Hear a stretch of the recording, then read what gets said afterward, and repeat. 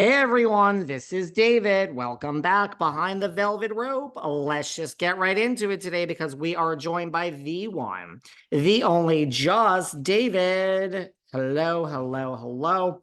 Let's go fast today because we just have a lot of different things to cover. We have a new episode of RHONJ, if anyone cares.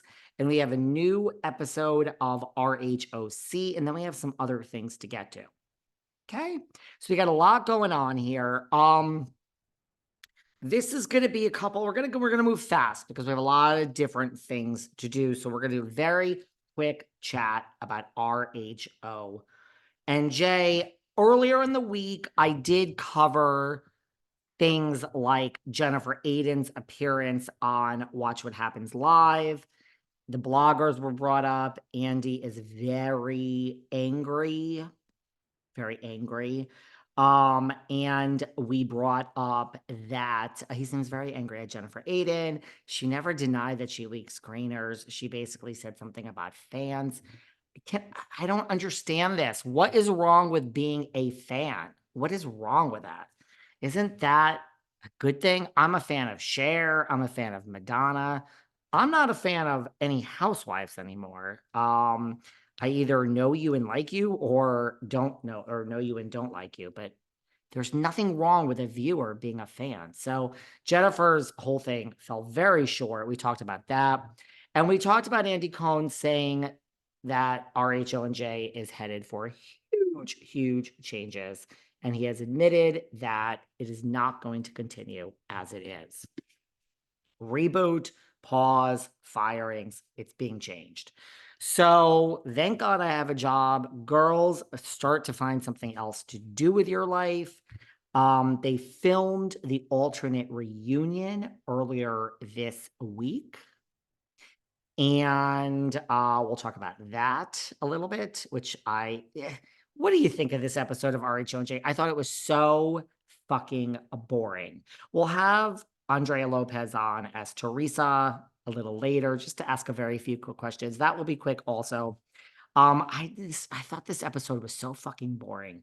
And again, I'm starting to sound like I'm saying the same things over and over, but I can't watch something knowing it's over. I think we never knew RHONY season 13 was going away. We never knew Vanderpump Rules was going to feel like a series finale and it may be on pause forever. We never knew these things. So knowing that RHONJ for weeks now is not coming back for a very long time. And when it does come back, at least 50% of the people on the damn screen, if not 100%, will not be there.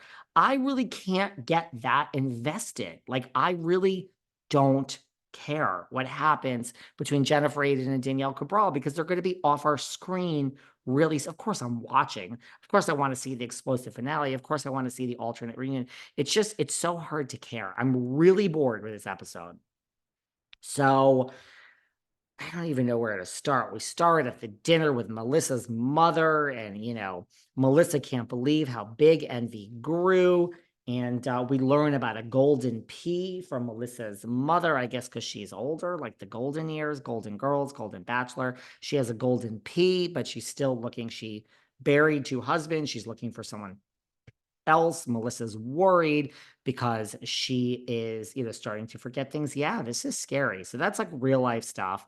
They're doing that. Marge and Dolo sit down.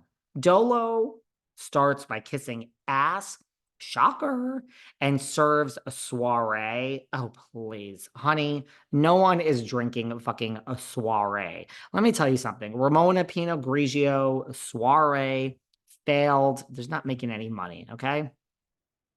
Loanna has a cabaret, which makes money. Bethany has Skinny Girl, which she sold, which makes money, even though she returned all the other rights. Cindy Barshop from New York has a real spa, which makes a lot of money. Does anyone else have a real side hustle from New Jersey that makes money? And please don't say the Macbeth collection. Pass. But she's serving soiree. Shout out to Marge. And Dolores is upset because Jockey says that you said horrible things. Listen, if someone talks shit about everybody in the world to you, chances are they talk shit about you when your back is turned. Speaking of talking shit, I find this so funny. I do practice what I preach, so I can't sit up here and say that I don't care about what anyone says about me and then care, because I truly don't. I just think it's really funny. Someone told me that the gnat and the rat earlier this week were talking about the alternative reunion to New Jersey and said that they thought Melissa's old nose was going to be outside waiting for the girls, like a stalker, which Melissa's old nose was basically knew everything and say what you want on her. She laid out the whole season for us. And I mean, for a blogger to infiltrate the season of New Jersey and have Andy Cohen talking about it and having it on Watch What Happens and all this other stuff and having it be a narrative that Jerry O'Connell and people are asking in interviews, I don't say stalker or loser fan, as Jennifer says. I say, wow, wow. They thought they were just going to discard you, and you showed them. So, and the whole thing Andy is saying is partly, Andy said, is being discarded, that we don't like the toxicity of New Jersey, and this whole stuff with the bloggers really bothers us. So I say more power to Melissa's old nose and all the other bloggers, because you were heard. Good for you. But the rat that scurries, who is so tacky, this TamRat, she's that's her tail. She's in the corner eating a piece of Gouda.